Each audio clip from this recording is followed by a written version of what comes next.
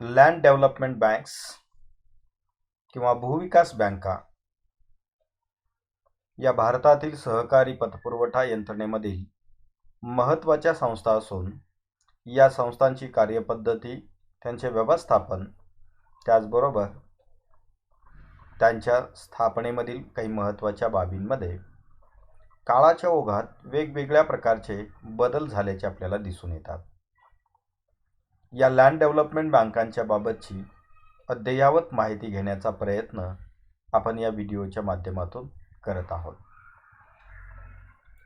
Basically land development banks या land mortgage banks म्हणून देखील त्या ठिकाणी ओळखल्या जात होत्या, ज्या specially long term loans provide करण्याच्या दृष्टिकोनातून कार्यरत असणाऱ्या या बँकिंग संस्था आहेत. These are the special banks who providing long term loans or finance to the agriculture and related activities. The first land development bank was started at Jhang in Punjab in 1920, but the real impacts to the banks was received after passing the Land Mortgage Banks Act in 1930. LDBs were originally called Land Mortgage Banks. 1920 मध्ये पंजाबमधील झांग या ठिकाणी पहिली land development bank ही स्थापन झाली. मात्र खऱ्या अर्थाने या लँड डेव्हलपमेंट बँकांच्या कार्यपद्धतीस, विकासास गती मिळण्यासाठी 1930 मध्ये पास करण्यात आलेला लँड मॉर्गेज बँक ॲक्ट हा एक महत्त्वपूर्ण टप्पा ठरला. या कायद्यातील तरतुदीनुसार या बँकांना जमिनीच्या तारणावरती दीर्घमुदती वित्तपुरवठा करण्याचे कायदेशीर अधिकार प्राप्त झाले व त्या अधिकारानुसार देशातील अनेक राज्यांमध्ये या लँड डेव्हलपमेंट बँक्स या सुरू झाल्या, की ज्यांचा उल्लेख हा लँड मॉर्गेज बँक्स म्हणून देखील केला जात होता. मात्र काळाच्या ओघात अनेक वेगवेगळ्या प्रकारचे बदल या बँकांच्या कार्यपद्धतीमध्ये झाले.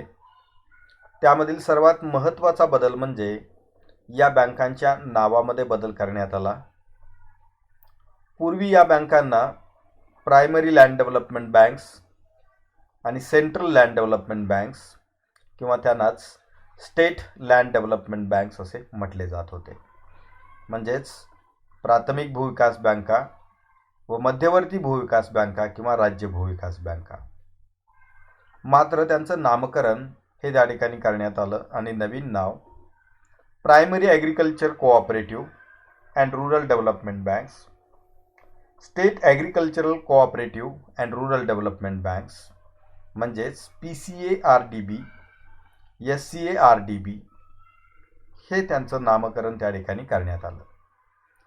प्रायमरी लँड डेव्हलपमेंट बँक्समध्ये ज्या primary agricultural cooperative and rural development banks आहेत, की त्या सर्वसाधारणपणे एका विशिष्ट जिल्ह्यातील काही निवडक तालुके किंवा पूर्ण जिल्ह्यातील कार्यक्षेत्र हे कव्हर करणाऱ्या या बँक्स आहेत.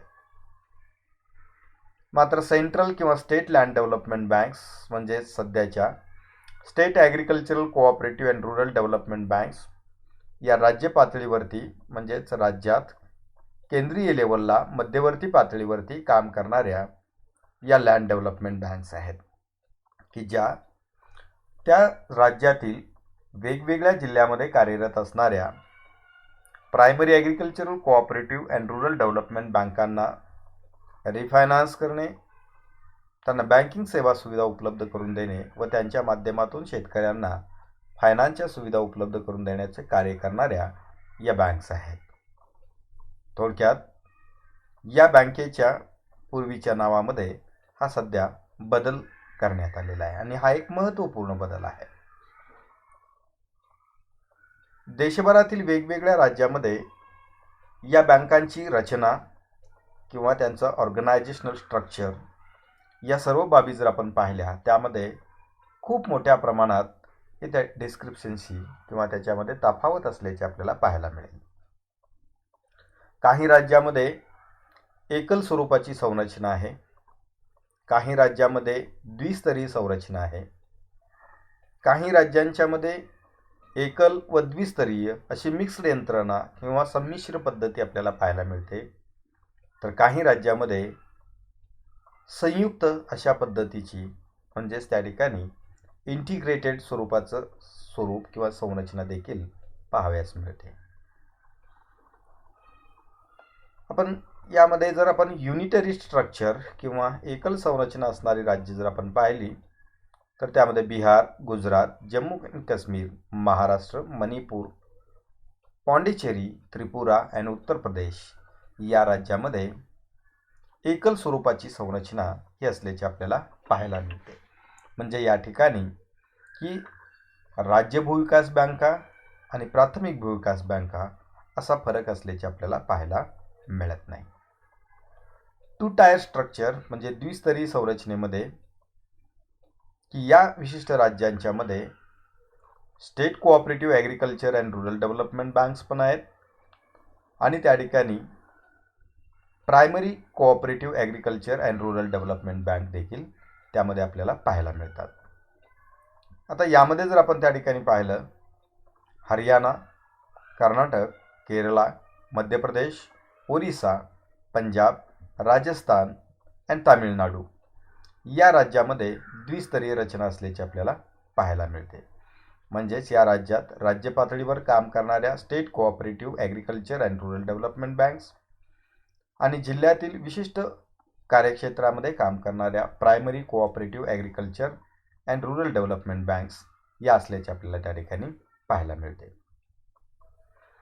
त्याचबरोबर आसाम, हिमाचल प्रदेश व वेस्ट बेंगॉल या 3 राज्यामध्ये की त्या ठिकाणी मिक्स स्ट्रक्चर असल्याचे आपल्याला पाहायला मिळते.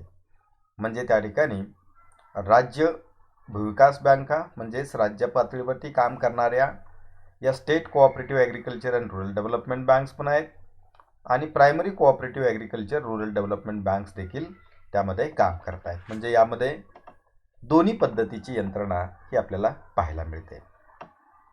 चौथा देखील प्रकार यामध्ये आपल्याला पाहायला मिळेल, जो इंटिग्रेटेड स्ट्रक्चर म्हणून आपण त्या ठिकाणी त्याचा उल्लेख करतो. म्हणजेच त्या ठिकाणी राज्य सहकारी शेती व ग्रामीण विकास बँका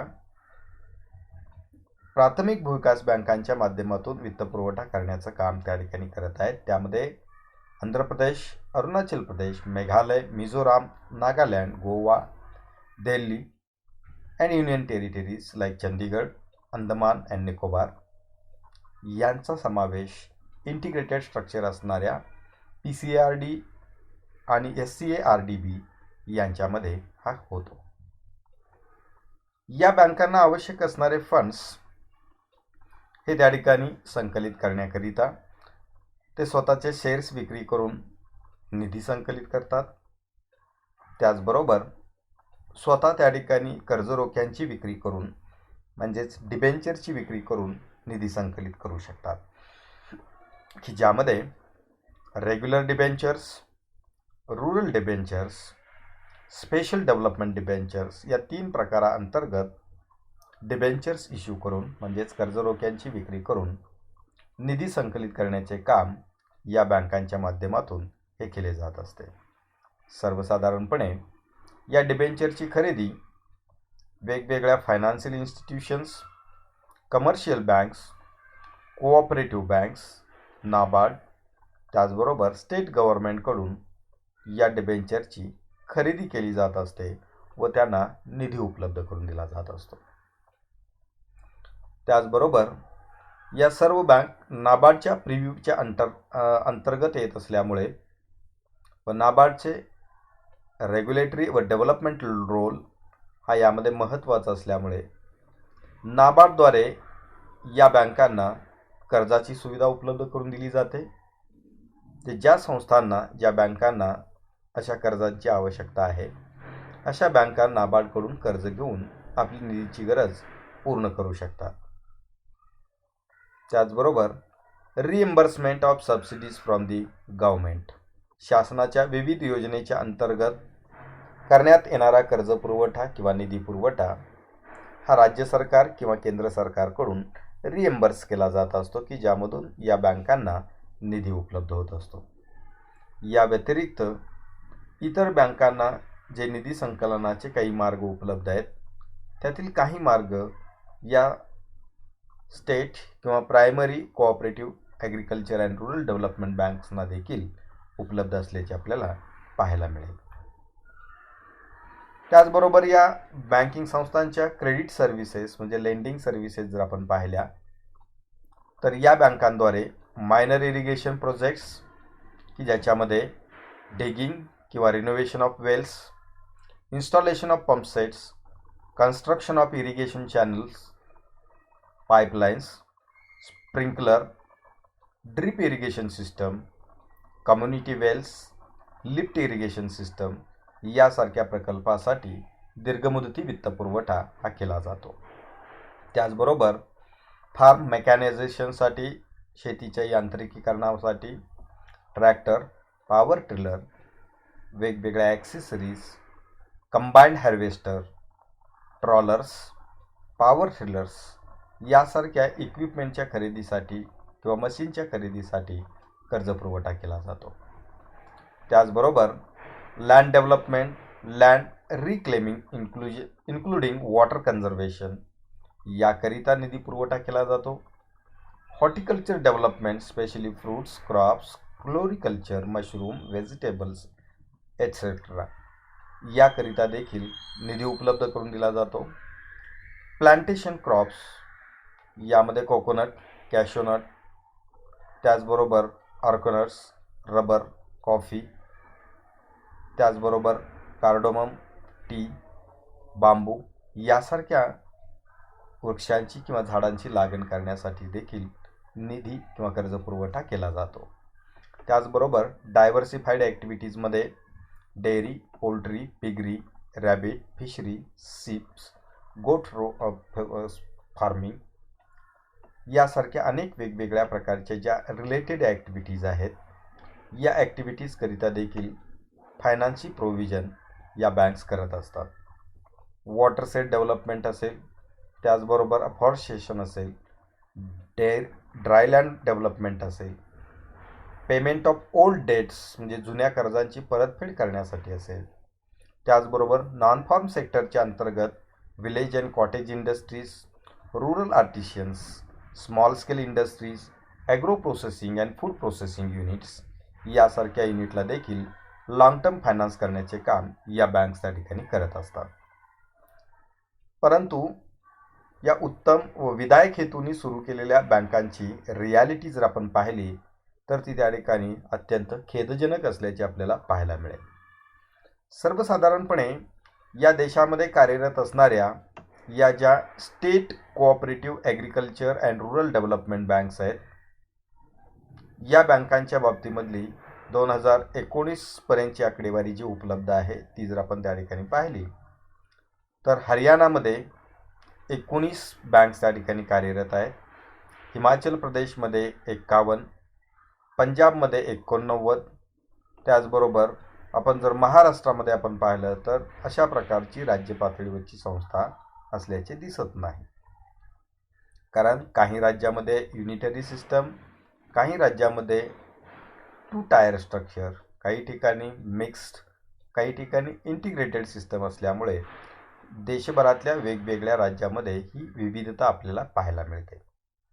संपूर्ण देशभरामध्ये मार्च 2019 अखेर 789 एवढ्या state cooperative agriculture and rural development banks या कार्यरत असल्याचे आपल्याला दिसून येते.